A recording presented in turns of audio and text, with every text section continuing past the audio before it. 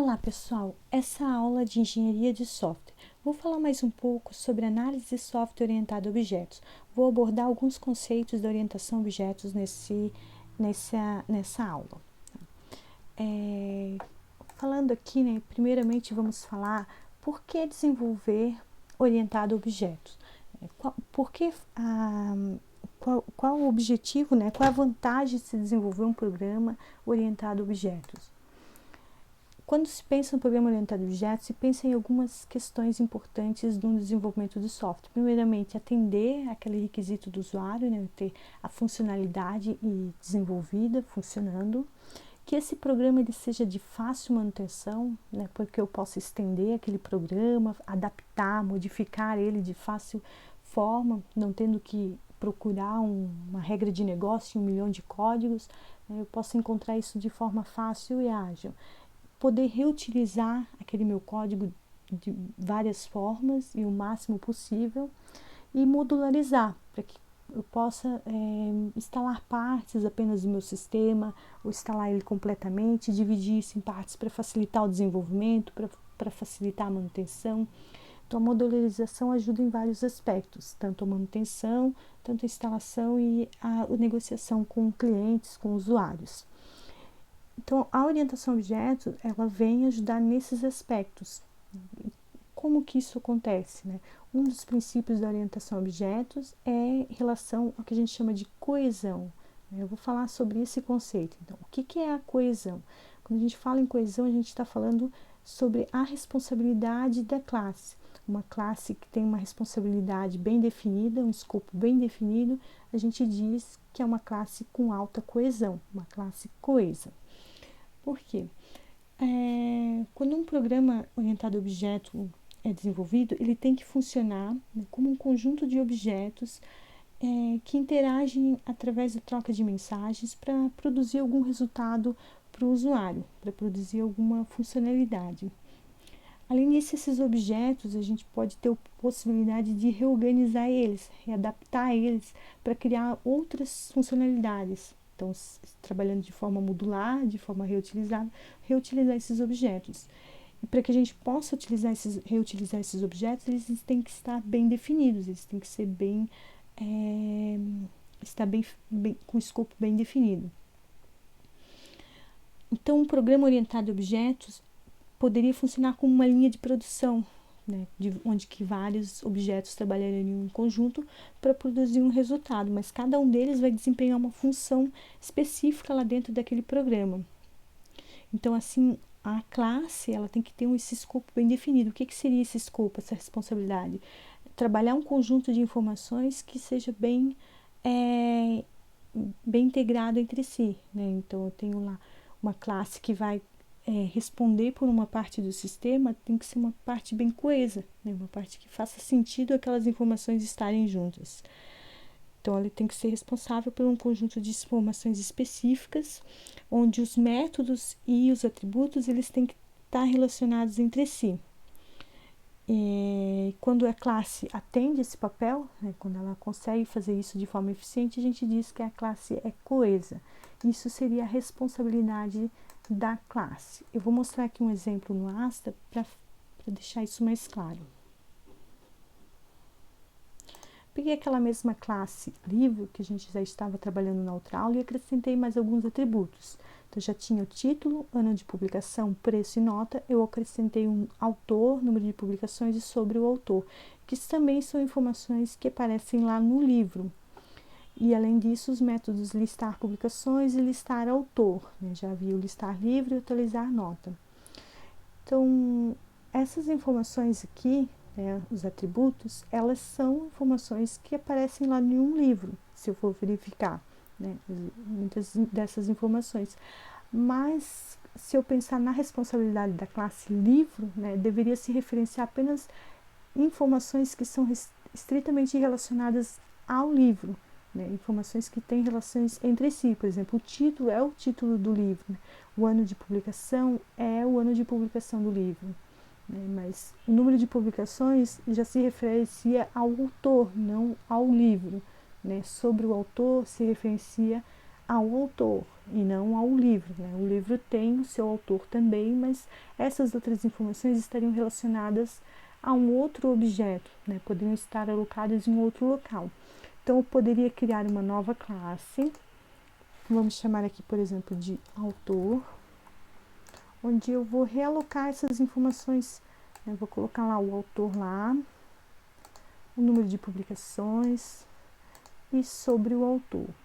Assim faria mais sentido. Então, vou ter dois objetos no meu programa, onde cada um vai conhecer, vai trabalhar com um conjunto bem específico de informações e eles interagindo entre si, trocando as informações, vão produzir o resultado que eu espero, né? Porque depois eu vou ter o relacionamento entre essas classes, que a gente vai trabalhar isso depois.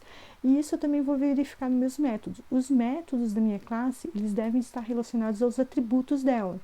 Então, se eu tenho um método aqui que acessa um atributo de outra classe, esse método tem que ser movido para outra classe. Eu não posso ter um método aqui que acessa atributos de outras classes. Eles podem acessar somente os atributos da própria classe. Então, listar publicações, ele vai acessar as informações de número de publicações. Então, eu vou colocar lá naquela outra classe lá. Assim também o listar autor, né, que acessaria a informação do nome do autor. E assim eu teria duas classes, né, eu vou ter duas classes aqui que estão coesas, né, elas tratam de um conjunto de informações mais atreladas entre si, mais específicos. Não existe uma métrica que defina isso, né, quão específico é. Existem métricas que avaliam o nível de coesão de uma classe, mas não vão me dar uma informação precisa se a minha classe está correta ou não. Isso vai muito do conhecimento que vocês vão adquirindo ao longo do tempo no desenvolvimento orientado a objetos.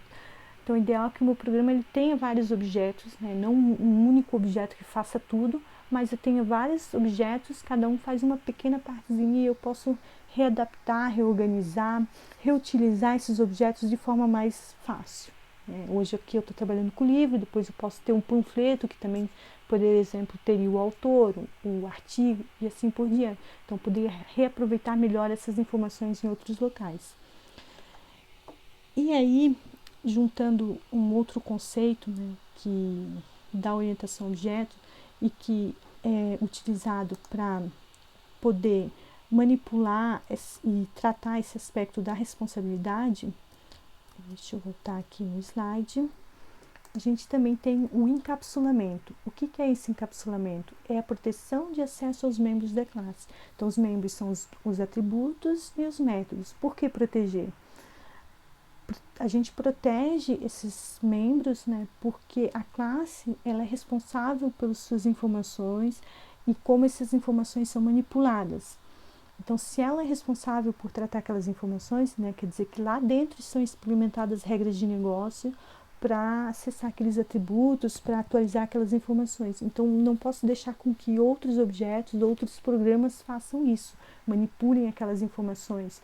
Então, eu tenho que proteger para que somente a minha própria classe possa fazer essas manipulações, possa fazer essas alterações nesses atributos e métodos. Então, eu vou ter aqui os meus atributos, podem ser métodos também, que às vezes são protegidos, que podem ser acessados somente pela própria classe. E esses atributos, métodos, eles vão ser acessados através de métodos que são públicos, né? Métodos que são acessáveis por outros programas, que estão acessíveis a outros programas. E esses programas, eles vão somente poder acessar os atributos através daquele conjunto de métodos que estão disponíveis, né? A gente chama isso de interface. Então, essa interface dessa classe. Como é que a gente faz isso? Há três formas de eu definir o escopo, né, de um atributo, de um método. Ele pode ser privado, private, somente a própria classe pode acessar. Então, geralmente os atributos são privados. Pode ser público, public, aí todo mundo pode acessar, a própria classe e outros programas podem acessar. Ou pode ser protegido, que é muito parecido com o privado, né, somente a própria classe pode acessar, mas também as classes filhas. A gente ainda não falou das classes filhas, mas essa seria a diferença para o privado. Como é que fica isso lá no diagrama? Deixa eu colocar aqui no Asta. Então, aqui no diagrama, o Asta ele já configura mais ou menos da forma correta. Então, ele já coloca os atributos como privado. Esse sinal de menos aqui, antes do nome do atributo, já indica que ele é privado, que somente a própria classe pode ter acesso àquela informação. Então, se eu clico ali no atributo e venho aqui na janela de propriedades, eu vejo aqui a propriedade visibilidade. E é através dessa propriedade que eu garanto isso, né, o scope, o encapsulamento dos meus dados. Então, geralmente os atributos vão ser privados. Eu posso mudar aqui para público, ele vai usar o sinal de mais, que indica que é público. Os métodos, eles geralmente são públicos. Ou eu posso colocar protegido, que é esse sinal de hashtag. E aqui ele traz também no ASTA o package, mas esse não existe na linguagem de programação que a gente vai trabalhar. Então, geralmente a gente deixa aqui privado, né, os atributos e os métodos públicos. Mas eu também posso ter métodos que são acessados somente pela própria classe, né, métodos que vão ser privados. Então, seria isso para essa aula. Eu espero que vocês revisem as classes de vocês, né, a visibilidade e também a questão da responsabilidade, né, para ver se as classes estão bem coesas, e façam essa revisão e entregue isso numa nova atividade. Tá? E aí a gente vai ver na próxima aula de programação como implementar isso no programa, né, como garantir esse encapsulamento lá dentro do nosso programa. Então era isso, até mais pessoal e até uma próxima aula.